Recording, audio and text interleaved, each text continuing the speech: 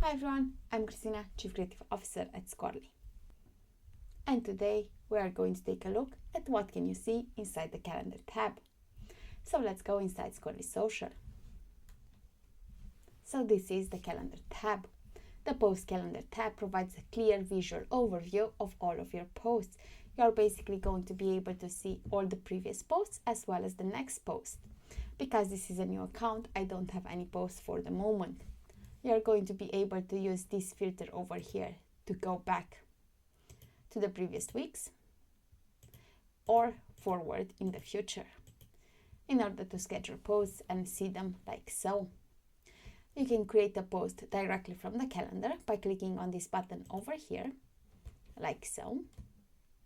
You can create hints by clicking on this button, like so.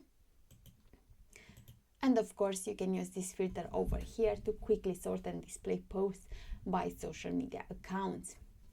This makes managing and planning your content schedule simple and efficient. Until next time.